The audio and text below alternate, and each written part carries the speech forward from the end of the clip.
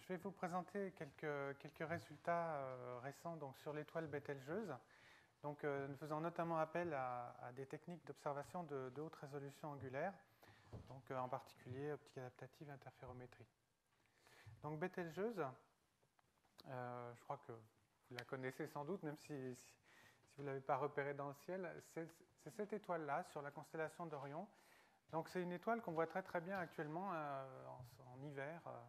On voit très bien la constellation d'Orion et Bételgeuse est très facile à voir parce que c'est une des rares étoiles dont on voit très bien la couleur à l'œil nu. Donc on voit très bien qu'elle est orange, donc on peut la repérer très facilement, surtout quand on la place... pardon, merci. Quand on regarde le contraste de Bételgeuse qui est ici avec Rigel qui est là. Donc je crois que c'est ça, c'est Rigel qui est là, qui est par contre assez bleu. Voilà, donc Bételgeuse, c'est une étoile qui est particulièrement intéressante pour pas mal de raisons, pour beaucoup de raisons. D'une part parce qu'elle est brillante, effectivement, on la voit à l'œil nu, donc c'est une étoile qui est très facile à observer avec des télescopes, évidemment, le plus grand possible, mais donc même de taille modeste permettent d'avoir suffisamment de lumière. Alors c'est une étoile qui a une masse qui est assez mal connue, assez mal estimée, entre 10 et 20 masses solaires à peu près. Donc c'est une masse qui est élevée, il y a relativement peu d'étoiles qui ont des masses aussi élevées dans une galaxie. Donc Bételgeuse, c'est quand même, disons, une belle étoile, dans les quelques pourcents les plus massives. Et elle a une température de surface d'à peu près 3600 Kelvin, ce qui fait que c'est une étoile froide. Le Soleil, c'est 5800 Kelvin à peu près, et donc Bételgeuse est beaucoup, beaucoup plus froide. Alors, malgré cette température assez faible, sa luminosité est supérieure à 100 000 fois la luminosité du Soleil, essentiellement parce qu'elle est très grande, donc j'en parlerai après. Alors, on voit que cette luminosité est très très importante, et cette luminosité, il faut savoir que la luminosité d'une étoile, c'est sa production d'énergie en fait. Une étoile, elle produit de la chaleur donc, par des réactions nucléaires au centre de l'étoile, et cette chaleur est émise dans l'espace sous la forme de la luminosité de rayonnement, essentiellement de photons. Et donc, on se rend compte avec ce chiffre-là qu'il y a énormément de chaleur qui est produite au centre de l'étoile, beaucoup plus évidemment que dans le Soleil par un facteur 100 000. Donc, pour évacuer la chaleur qui est produite au cœur de l'étoile,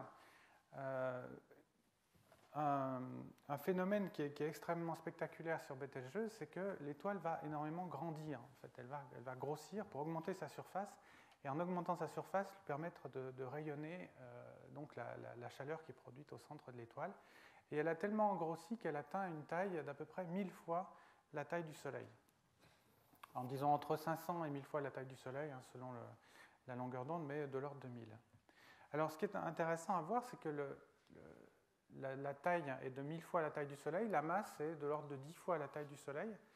Donc la densité de l'étoile, c'est-à-dire le rapport entre la masse et le volume de l'étoile, va être extrêmement petit pour Bételgeuse comparé au Soleil. Et on voit par exemple que la masse volumique moyenne de Bételgeuse, c'est 40 mg par mètre cube, alors que le Soleil, c'est 1400 kg par mètre cube. Donc on est dans deux mondes différents. Enfin, au niveau des propriétés physiques, Bételgeuse, c'est une étoile extrêmement ténue, extrêmement peu dense en moyenne.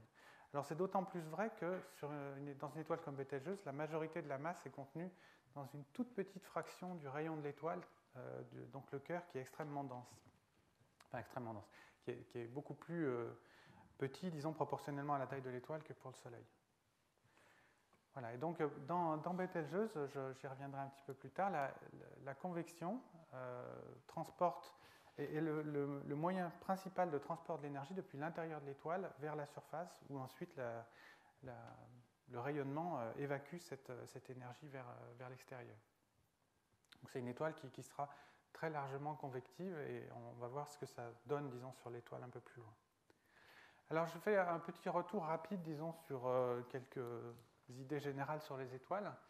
Alors les étoiles, elles naissent à partir de nuages moléculaires, donc ça c'est une phase très intéressante à étudier et qui est l'objet justement d'intenses recherches actuellement. Donc la formation d'une proto-étoile, donc accrétion de matière, éjection également par des jets polaires. Donc ensuite, une étoile va vivre la majorité de sa vie sur ce qu'on appelle la séquence principale, c'est-à-dire la zone où elle va fusionner des noyaux d'hydrogène pour les transformer en hélium au centre de l'étoile. Donc c'est la majorité de la vie de toutes les étoiles, même si la durée de vie de chaque étoile dépend de sa masse. La majorité de cette durée de vie est passée donc sur la séquence principale à fusionner de l'hydrogène en hélium. Et puis quand il n'y a plus d'hydrogène ou quand il n'y en a plus assez, l'étoile va commencer à évoluer et va fusionner des noyaux plus lourds, donc de l'hélium pour commencer, et puis ensuite d'autres noyaux plus lourds. Et lorsque cette évolution, disons, de fusion au centre de l'étoile va se passer, l'étoile va beaucoup grandir. Elle va passer du statut d'étoile naine, qui est le statut par exemple du Soleil, le Soleil est une étoile naine, à une étoile géante. Elle va devenir beaucoup plus grande tout simplement parce que la production d'énergie au centre de l'étoile va devenir beaucoup plus importante et elle va grandir justement pour évacuer toute cette énergie de manière suffisamment efficace. Alors c'est à partir de ce stade donc, de géante où on a un peu une divergence selon la masse des étoiles, dans la manière dont va évoluer l'étoile vers la fin de son cycle d'existence, selon que l'étoile fait plus ou moins de 10 masses solaires. Donc il y a également d'autres subdivisions, on va dire, mais une différence fondamentale existe entre ces deux types d'étoiles. Pour les étoiles qui sont moins massives que 10 masses solaires, on a formation de ce qu'on appelle une étoile AGB, donc de la branche asymptotique des géantes, qui va se dissoudre dans l'espace de manière relativement pacifique. Elle va perdre la matière de manière assez, assez douce, si on peut dire, pour former ce qu'on appelle une nébuleuse planétaire. C'est-à-dire ce sont les couches extérieures de l'étoile qui se dissolvent dans l'espace à la fin de l'existence de l'étoile. Et puis il reste le cœur de l'étoile, qu'on appelle une naine blanche, qui est au milieu ici de cette nébuleuse planétaire. Et puis pour les étoiles plus massives, donc au-delà de 10 masses solaires, là la fin n'est pas tout à fait la même. Une étoile de ce type va se transformer, donc après la phase géante, en supergéante. Et donc là, on est dans le cas de Bételgeuse. Bételgeuse est dans cette phase-là de son existence, c'est une supergéante rouge. Et cette supergéante-là, elle va évoluer non pas de manière pacifique comme l'étoile AGB et la formation nébuleuse planétaire, mais sous la forme d'une supernova, qui est une explosion extrêmement violente, extrêmement forte, et qui va détruire l'étoile pour laisser éventuellement juste un très petit résidu extrêmement compact du cœur de l'étoile, qui soit une étoile à neutrons, soit un trou noir selon la masse. Donc on est pour Bételgeuse dans ce cas-là, dans le cas d'une étoile massive évoluée qui est proche, disons, à l'échelle astronomique, qui est relativement proche de son explosion finale en supernova. Voilà, alors juste aussi d'une manière générale, en physique stellaire, les domaines où vraiment il y a une recherche assez intense, c'est la formation des étoiles et la fin des étoiles. Donc les étoiles évoluées et les étoiles jeunes sont deux domaines extrêmement actifs actuellement. Donc Bételgeuse entre très bien dans ce cadre-là. Alors pour donner une idée un petit peu de l'échelle de Bételgeuse, parce que dire 1000 fois la taille du Soleil, c'est facile, mais pour se donner une idée un peu de la taille, j'ai représenté ici le système solaire interne, donc avec la Terre, Vénus et Mercure, et puis le Soleil, pas à l'échelle, mais un petit peu plus gros que l'échelle normale. Il doit être à peu près 2 fois plus gros que l'échelle normale par rapport aux orbites des planètes. Et puis donc Bételgeuse à l'échelle. Donc on a vraiment une dimension très différente par rapport au Soleil. Si on la plaçait dans le système solaire, évidemment, elle engloberait une bonne partie des planètes. Donc on a une étoile qui est de dimension tout à fait respectable. Et alors la structure interne de Bételgeuse, elle est notablement différente de celle du Soleil, parce que dans le cas du Soleil, on a un cœur où se réalise la fusion nucléaire, entouré d'une zone radiative où le transport se fait par rayonnement, et puis une zone convective relativement mince au-dessus de cette partie radiative, où le transport de l'énergie se fait justement par convection. Dans le cas d'une géante rouge, par extension d'une supergéante rouge, on a un cœur qui est relativement petit par rapport à la taille de l'étoile, et un transport de l'énergie qui se fait cette fois-ci de manière très majoritairement convective sur le volume de l'étoile. la différence qui est assez nette entre ces deux types d'étoiles, c'est que dans le Soleil, la production d'énergie nucléaire se passe dans à peu près un quart, dans le premier quart du rayon du Soleil, donc jusqu'à 0,25 rayons solaires à peu près, dans le centre. Alors qu'ici, dans le cas des supergéantes rouges, c'est 1%, 2%, c'est extrêmement petit. Donc on a une production d'énergie qui est très concentrée dans le cas des supergéantes, qui est un peu moins concentrée dans le cas du Soleil. Alors à la surface d'une étoile comme Bételgeuse, on va avoir une convection qui va être très différente visuellement de ce qu'on a sur le Soleil. Sur le Soleil, on voit qu'il y a des granules, la granulation qui est simplement de la convection de surface du Soleil. Il y a des cellules plus grosses quand on rentre dans la profondeur du Soleil. Et dans le cas des supergéantes, on a, du fait de la très faible densité du gaz, la très faible masse volumique, on va avoir des cellules convectives qui vont être beaucoup, beaucoup plus grandes que ce qu'on trouve dans le Soleil. Et alors, on va avoir non plus une multitude de petits granules à la surface de l'étoile, mais un beaucoup plus petit nombre de très grosses cellules convectives. Et donc, on a pu réaliser des modèles, et ça, c'est ce dont vous parlera Andrea Chiavassa dans quelques semaines, des modèles de convection d'une étoile comme Bételgeuse. Et donc, voilà ce qu'on obtient quand on réalise des calculs informatiques. Donc, c'est de la convection tridimensionnelle, incluant le transport du rayonnement. Et on obtient ce type de film qui montre l'évolution de la convection, enfin des cellules convectives à la surface de Bételgeuse, sur une période de plusieurs années. Alors on voit ici les années qui défilent, donc 35, 36, voilà. C'est une convection qui est lente, qui se passe sur une échelle de temps assez longue, de l'ordre du mois ou de l'année. Cette convection se déroule sur un petit nombre de cellules. On voit qu'il y a peut-être une dizaine de cellules sur toute la surface de l'étoile, donc qui servent à transporter l'énergie. Alors ce qu'on voit sur cette image-là, qui est une image donc synthétique, bien sûr, de l'intensité à la surface de l'étoile, on voit qu'il y a des zones qui sont plus brillantes et d'autres qui sont plus sombres. Alors ça, c'est important parce que c'est caractéristique de la température localement de l'étoile, et on voit qu'il y a des zones qui sont nettement plus froides que la température moyenne de l'étoile.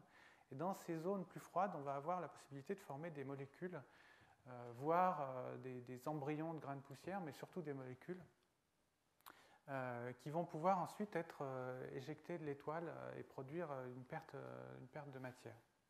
Donc on va voir ce que ça donne du point de vue observationnel. Ensuite. Donc les questions ouvertes sur Bételgeuse, il y en a beaucoup. Alors moi je me suis concentré donc sur les questions qui touchent, disons, à l'observation et à ce qu'on peut faire avec la haute résolution angulaire sur cette étoile-là. Donc les questions, disons, qui sont encore ouvertes sont: quelle est la structure réelle de la convection à la surface de Bételgeuse, je vous ai montré donc ce film-là qui est extrêmement visuel et très joli, et très intéressant. Mais en fait, en réalité, on ne sait pas si ça se passe comme ça. On ne sait pas s'il y a une convection de ce type-là. On pense que c'est vraisemblable et qu'il y a de bonnes raisons de penser que c'est le cas. Mais on n'a pas une idée encore très claire de la structure réelle de cette convection à la surface. Donc on va chercher à observer la surface de l'étoile pour donc obtenir une image de la convection. Une autre question importante, c'est comment l'étoile perd sa matière dans l'espace. Parce que je vous ai dit rapidement qu'en fait, il y avait production de molécules, que ces molécules étaient emportées ensuite dans l'espace. Ça, c'est un aspect absolument fondamental de l'étude des étoiles évoluées, c'est la manière dont elles restituent la matière qui a été transformée, donc, disons, au cours de leur existence en tant qu'étoile, comment elles restituent cette matière à l'espace, donc au milieu interstellaire. C'est une question tout à fait importante, évidemment, puisque ça détermine l'évolution chimique d'une galaxie et évidemment de l'univers entier.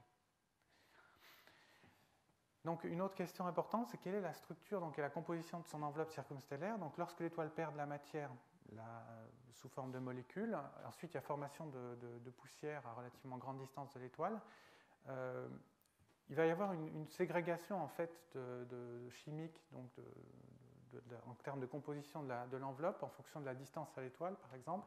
Sans doute aussi une inhomogénéité spatiale. On ne va pas avoir une enveloppe parfaitement sphérique, on va avoir des déviations, par exemple du fait de la présence de cellules convectives de manière aléatoire sur l'étoile. Donc on va vouloir étudier un peu cette composition et la manière dont elle évolue avec le temps.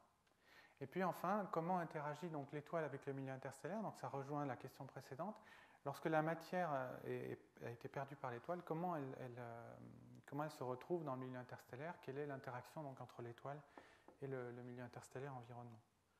Alors on voit qu'il y a essentiellement 3 échelles dans ces questions-là. Il y a une échelle, donc c'est l'étude de la surface de l'étoile.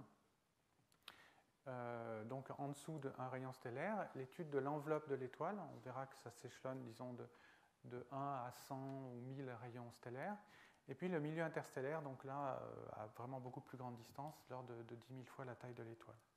Et pour ces 2 parties-là, essentiellement la surface et l'enveloppe interne, disons, de l'étoile, on va avoir besoin des techniques de haute résolution angulaire. Donc j'ai présenté des résultats utilisant ces techniques-là. Alors, Betelgeuse, donc, pour fixer les idées sur les échelles donc des différents domaines, disons, circumstellaires, donc la photosphère, un rayon stellaire, évidemment. L'enveloppe interne, c'est une enveloppe dont je fixe arbitrairement, disons, la taille jusqu'à 10 rayons stellaires. On verra ensuite une enveloppe moyenne, donc entre 10 et 100 fois le rayon de l'étoile. Donc on voit que plus on s'éloigne de l'étoile, bien sûr, plus la température va diminuer. Moins l'éclairement de l'étoile va chauffer la matière. Et puis une enveloppe externe à vraiment beaucoup plus grande distance. On va, disons, de 100 à 10 000 fois le rayon de l'étoile. Bon, sachant que c'est déjà un grand rayon, on est à distance tout à fait respectable de l'étoile. Et donc on verra aussi une interface avec le milieu interstellaire, disons, qui définit la limite entre la zone d'influence de l'étoile et le milieu interstellaire.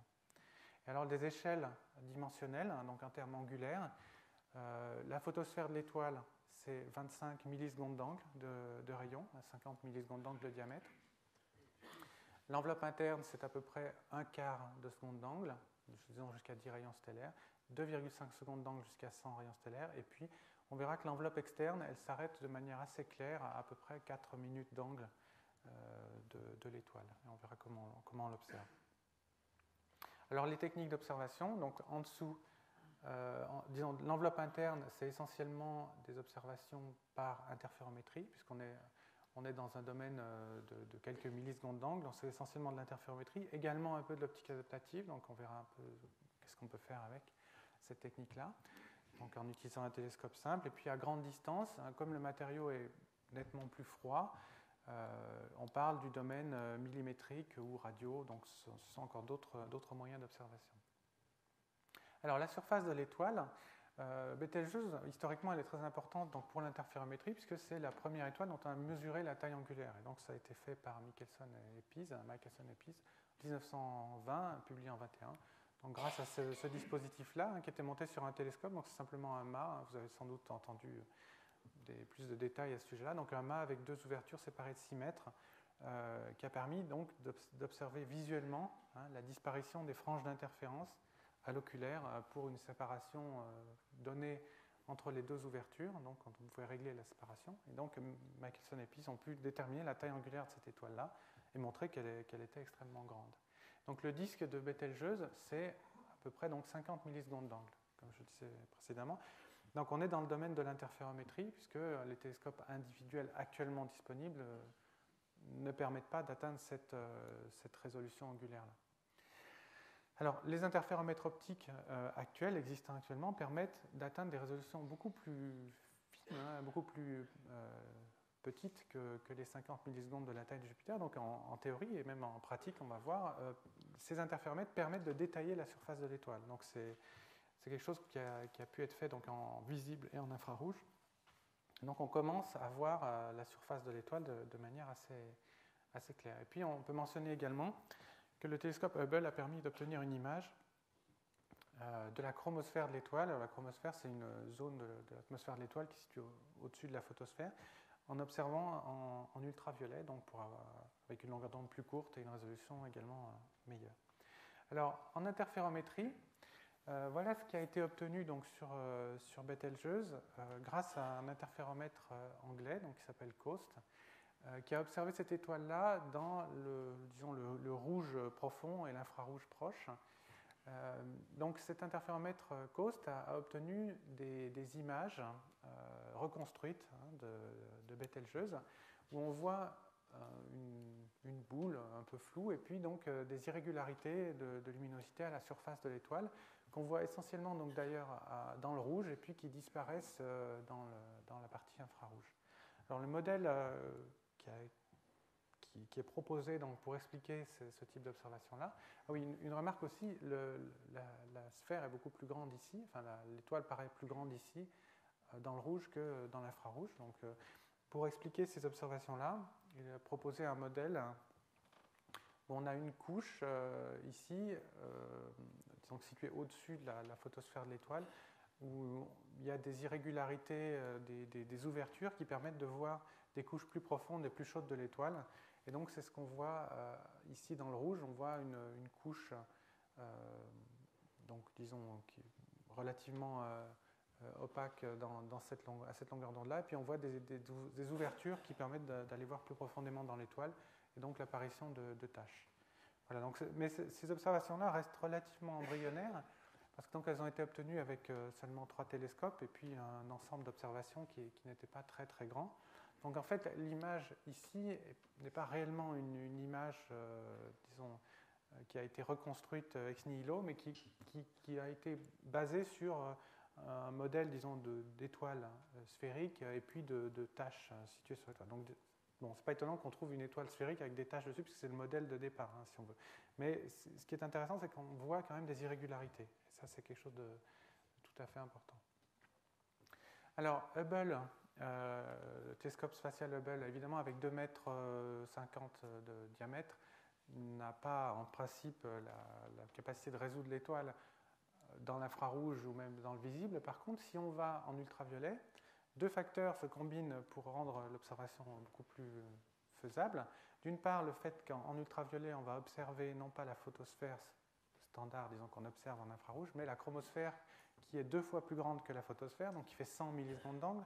Et parallèlement, la résolution du télescope, la résolution angulaire du télescope, va être bien meilleure parce que la longueur d'onde est beaucoup plus courte. Donc on parle ici de longueur d'onde de l'ordre de 200 nanomètres. Hein, donc c'est vraiment une longueur d'onde assez petite. Et ce qui a été observé, c'est qu'au-delà de la photosphère telle qu'on l'observe en infrarouge, il y a effectivement une chromosphère beaucoup plus grande, hein, qui fait plus de 2 fois la taille de la photosphère.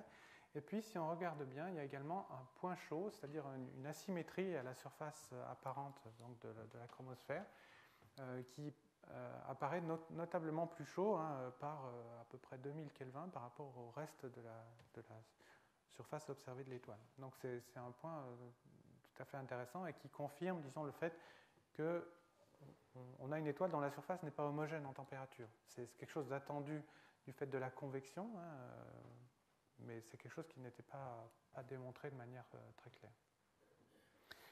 Alors, ces observations-là, donc avec Hubble, ça c'était de l'imagerie, donc qui a été obtenue en 1995. Et puis, peu de temps après, donc, il y a eu un autre programme d'observation où cette fois-ci, l'étoile a été observée en spectroscopie. Donc, une fente de spectrographe a été balayée sur l'étoile de manière extrêmement fine et a permis d'obtenir le spectre de différentes parties du disque apparent de l'étoile, donc grâce au télescope Hubble, et donc de reconstituer, en analysant les spectres obtenus et l'effet Doppler constaté, de reconstituer la rotation de l'étoile, en regardant simplement la manière dont, sur la surface, les raies sont décalées vers le bleu quand elles s'approchent et vers le rouge quand elles s'éloignent. Donc le modèle qui est proposé, donc ici qui est superposé à l'image précédente qui a été obtenue en UV, donc le modèle proposé, c'est une étoile en rotation relativement lente, hein, avec une période d'à peu près une quinzaine, vingtaine d'années. Et puis la position du pôle rotationnel de l'étoile, ici en coïncidence avec le point chaud qui a été observé en ultraviolet. Donc l'explication du point chaud, pour l'instant, c'est quelque chose qui n'est pas encore tout à fait clair, parce que soit c'est une cellule convective particulièrement chaude, active, qui monte de l'intérieur de l'étoile, soit c'est quelque chose de beaucoup plus durable, hein, qui est simplement le pôle de l'étoile, et pour une raison encore mal cernée, hein, qui peut être liée au magnétisme ou à la loi de rotation interne de l'étoile, qui est plus chaud que le reste de l'étoile. Mais pour l'instant, on n'a pas vraiment tranché en fait, entre ces deux possibilités. Voilà, donc d'autres travaux ont été réalisés donc, en interférométrie, et très récemment, il y a une image qui a été reconstruite donc, par une équipe de Meudon sur la base d'observations collectées aux États-Unis, une image de la surface de l'étoile, toujours avec 3 télescopes, mais avec un ensemble de données beaucoup plus riche que ce qui avait été fait par nos collègues de l'interféromètre COAST, cette fois-ci en infrarouge, donc à une longueur d'onde de 1,6 micromètres. Et donc le résultat est qu'on obtient une surface qui est effectivement qui n'est pas régulière, hein, qui présente des points chauds et plus chauds et plus froids, plus brillants et plus sombres. Donc de manière relativement comparable à ce qu'on attend, hein, en termes de modèle du fait de la convection sur l'étoile. Donc on a maintenant donc, la capacité, avec un interféromètre à 3 télescopes, et beaucoup d'efforts, parce qu'il faut quand même dire que cette image-là a demandé des semaines d'efforts, hein, c'est pas quelque chose qui vient tout seul. On peut reconstruire, on peut obtenir une image de la surface de l'étoile qui commence à ressembler à ce qu'on attend, disons, en termes de convection. Donc on est dans le processus actuellement d'améliorer ce type d'image grâce à des nouveaux instruments donc, qui fonctionneront avec non plus 3 mais 4 télescopes et de la résolution spectrale donc, en supplément. Voilà. Donc juste une photo de l'instrument qui a été utilisé. Maintenant, il n'existe plus, mais c'est un instrument qui a servi pour faire cette image-là. Était l'instrument IOTA, donc, qui était installé donc, aux États-Unis, en Arizona, et qui a été complètement démantelé depuis, donc il n'existe plus. Voilà. Donc les observations ont continué, bien sûr, et notamment grâce à un instrument qui est installé au VLTI à Paranal, qui s'appelle Amber. Cet instrument-là, il fonctionne avec 3 télescopes et qui permet de faire des observations à haute résolution spectrale, en plus. Donc c'est un instrument qui fournit des données extrêmement riches, hein, donc beaucoup plus riches, disons, que ce qui est fait en bande large. Et donc ce qui a été observé, donc ici ce sont les résultats d'observation. Alors on voit ici en rouge, hein, cette courbe-là, c'est simplement le flux en fonction de la longueur d'onde, hein, c'est le spectre normal de l'étoile. La longueur d'onde ici va de 2,302 exactement à 2,303 microns. Donc c'est une toute petite région du spectre. Ici c'est une raie spectrale du monoxyde de carbone, hein, du CO. Donc on observe très bien donc, le profil de la raie en question, de la raie de CO. Et puis ici les points en bleu, c'est la visibilité, comment dire, c'est la visibilité des franges d'interférence, c'est-à-dire c'est le taux de résolution de l'étoile. Plus la visibilité est élevée, moins l'étoile est résolue, plus elle est basse, plus elle est résolue. Donc c'est quelque chose qui est lié à la taille typique, disons, de la région émettant le rayonnement à cette longueur d'onde-là. Donc on voit qu'ici la visibilité n'est pas du tout constante, on a une courbe un peu en S, enfin qui monte et qui redescend ensuite. Et ces observations-là, donc couplées en plus à l'étude donc, de ce qu'on appelle la clôture de phase, hein, c'est-à-dire qui mesure le taux d'asymétrie de l'objet, ont permis de reconstituer un modèle tout à fait convaincant dans lequel l'étoile perd donc du gaz monoxyde de carbone,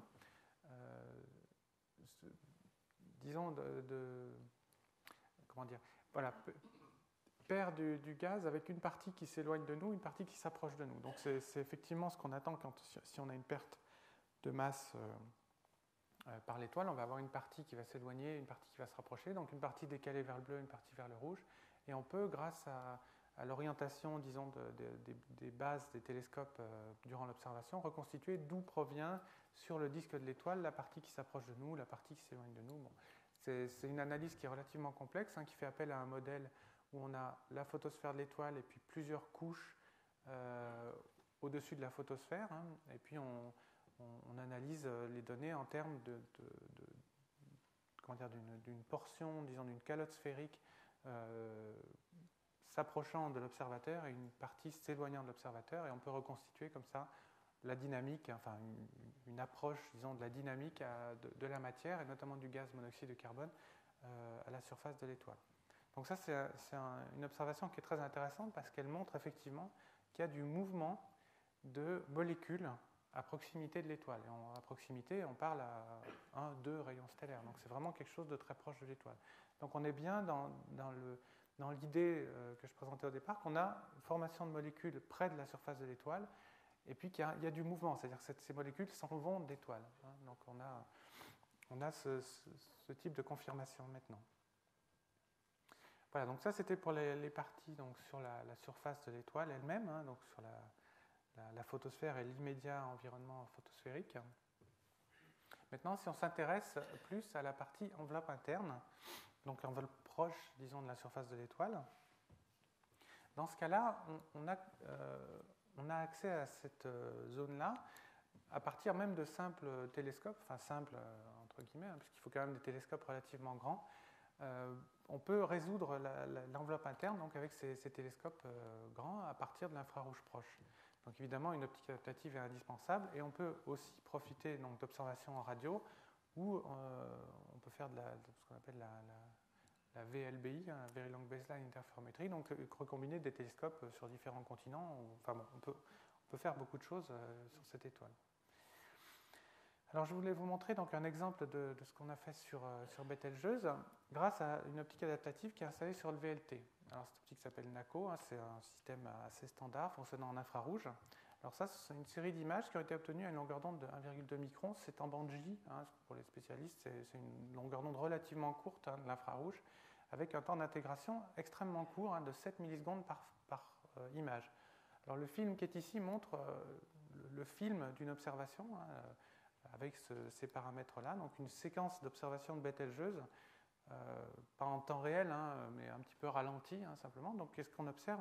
On observe que l'étoile qui est ici se déplace, enfin bouge et puis se déforme un petit peu. Bon, en plus, la qualité du film n'est pas extraordinaire, je m'excuse, on voit pas mal de gros pixels. Mais donc on voit que l'étoile se déplace, est perturbée par l'atmosphère malgré le fait qu'on ait une optique adaptative. Donc ce qu'on observe, c'est le résidu de correction de l'optique adaptative sur l'étoile elle-même, donc sur Bételgeuse. Donc on se rend compte que ces résidus-là, si on fait une intégration à longue pause, c'est-à-dire si on accumule toutes les images qui défilent ici, qu'on fait simplement la somme de toutes ces images-là, on va obtenir une tâche qui est assez floue et qui est finalement assez peu exploitable en termes de résolution. Donc l'idée qu'on a eue, c'est d'utiliser ces séries d'images extrêmement brèves pour non plus les analyser donc, en termes de moyenne, mais les sélectionner, c'est-à-dire sélectionner uniquement les meilleures de ces images-là, et puis les recentrer les unes par rapport aux autres pour éliminer l'effet de basculement et l'effet de tip tilt qui reste sur ces étoiles-là. Donc ça, c'est le résultat donc, du recentrage de l'observation précédente, du cube d'images précédent. Donc on voit effectivement qu'on peut les aligner de manière extrêmement précise. Et cette fois-ci, obtenir, en faisant la moyenne, vraiment une image de haute résolution angulaire. Donc simplement pour donner une idée, donc l'échelle, la résolution d'un télescope de 8 mètres à cette longueur d'onde-là, c'est à peu près la taille de Bételgeuse. Donc la tâche qu'on a ici, c'est à peu près la taille angulaire qu'on attend pour la photosphère de Bételgeuse. Donc on a, voilà, en gros ça pourrait être l'étoile, et autour c'est l'enveloppe si on veut.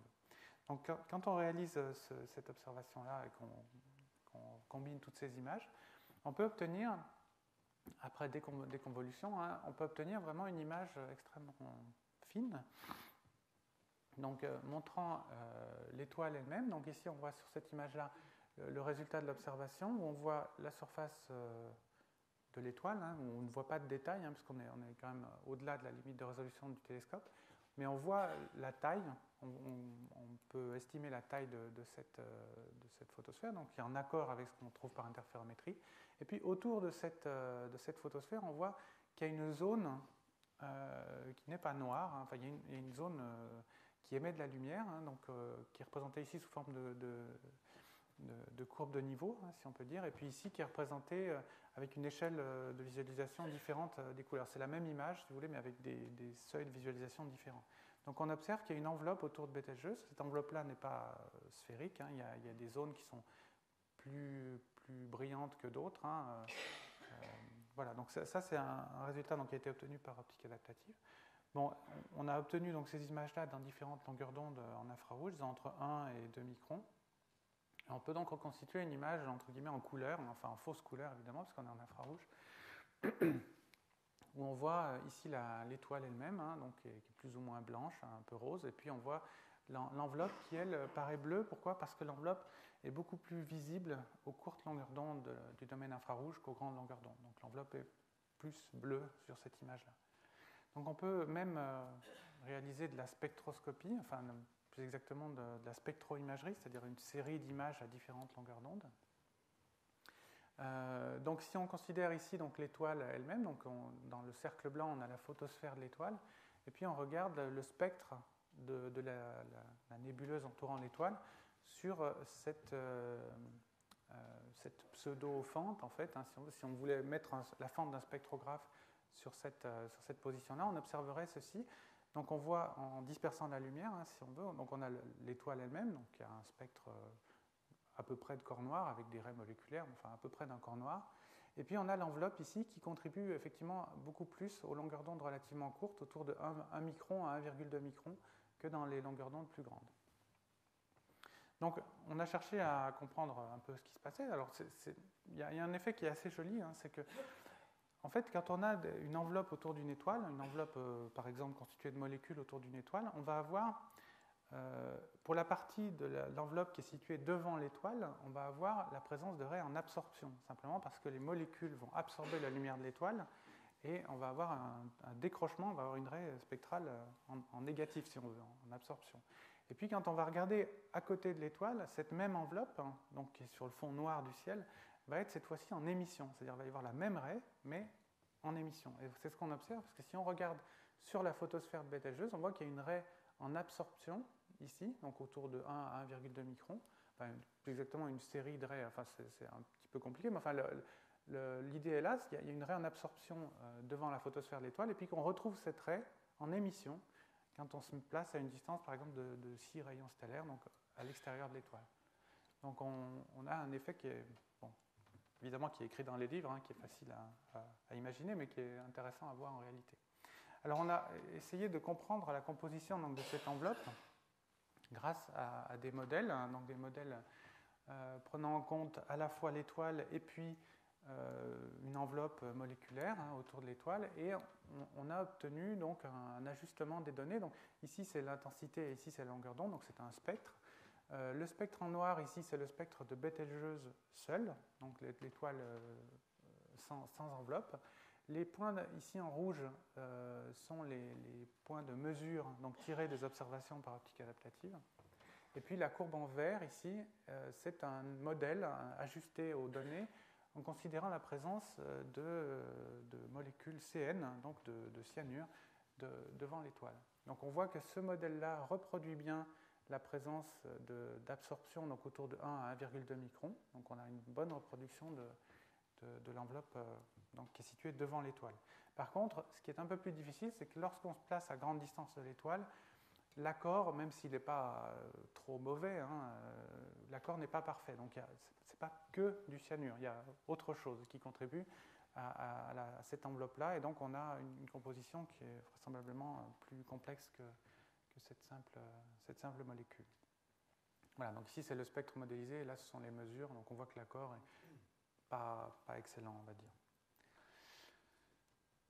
Voilà, donc ça c'est une illustration d'artiste hein, de l'enveloppe interne de Betelgeuse. Donc voilà, on a l'étoile, on a une enveloppe assez étendue. On l'observe, disons, jusqu'à 6 ou 7 fois la taille de l'étoile, donc c'est à peu près l'échelle. Hein, voilà, c'est une vue d'artiste. Alors la présence d'une telle enveloppe, hein, elle a été observée par d'autres méthodes, et notamment en interférométrie millimétrique en utilisant le VLA. Alors le VLA d'habitude ne fonctionne pas à des longueurs d'onde aussi courtes.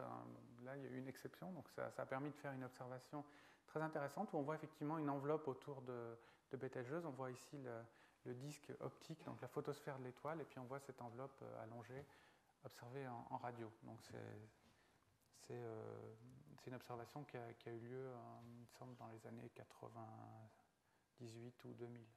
Donc, voilà. Alors maintenant, on va s'intéresser donc à l'enveloppe moyenne, donc entre 10 et 100 rayons stellaires. Donc là, c'est une zone qui est particulièrement intéressante parce que c'est une zone où on pense que la poussière va se former. En fait, près de l'étoile, la matière est trop chaude, on pense qu'il y a très peu de poussière qui se forme, ou alors certains types de poussière très particuliers. Et quand on dépasse 10 fois la taille de l'étoile, à ce moment-là, on a la possibilité donc d'agréger des molécules de plus en plus grosses pour faire des grains de poussière. Et donc notamment à une distance assez proche de l'étoile, disons à 2, 3, 4 fois la taille de l'étoile, il y a ce qu'on appelle la Mole sphère, et cette Mole sphère, ce molecular sphère, la sphère moléculaire, se prolonge, disons, à plus grande distance de l'étoile par la formation de poussière. Donc les observations de cette enveloppe intermédiaire, on va dire, sont relativement rares actuellement encore. Il y a des observations qui ont été réalisées donc, à 10 microns par Hinz et al.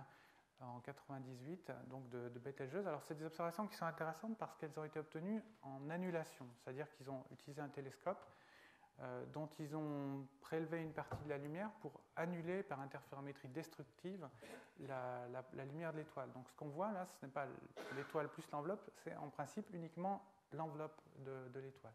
Donc on voit qu'on retrouve une structure qui s'approche de ce qui a été vu en radio, c'est-à-dire une structure assez irrégulière, plus ou moins triangulaire, un petit peu allongée, on va dire. Donc c'est un résultat tout à fait intéressant donc, qui a été obtenu avec le télescope MMT, donc avec un miroir unique de 6,50 mètres. Voilà. Et donc au-delà de cette étude-là, donc, il y a une campagne d'observation qui a été réalisée avec le télescope Gemini donc, de 8 mètres, où des spectres ont été obtenus à des positions donc, proche de Bételgeuse, donc en infrarouge à 4 microns 5, pour observer donc le déplacement justement du monoxyde de carbone. Et alors le résultat de ces observations-là sont les suivants. Donc ici sur ce diagramme-là, on voit l'offset en ascension droite, donc en fait c'est la position de la fente du spectrographe. En fait le spectrographe est placé dans cet axe-là. Et puis ici, on a la dispersion. Donc ici, l'échelle, c'est en kilomètres par seconde. Alors, j'ai oublié de mettre l'échelle, mais je crois que c'est 1 km par seconde, 5 km par seconde. Donc on a ici la direction spectrale, donc de dispersion, et ici simplement la position le long de la fente du spectrographe. Et ce qu'on voit, c'est que sur cette position-là, on a deux zones. Donc une zone qui est décalée vers le rouge, une zone qui est décalée vers le bleu, en émission de cette raie de la molécule monoxyde de carbone, une partie donc, qui s'approche de nous, une partie qui s'éloigne de nous. On retrouve également ça plus proche de l'étoile, à 0,5 secondes de l'étoile. Toujours une zone qui s'éloigne, une zone qui s'approche. Donc on a clairement une perte de masse de l'étoile visible donc, dans la molécule CO. Voilà, donc c'est un ensemble d'observations qui confirment de manière très intéressante et très approfondie la perte de matière par cette étoile.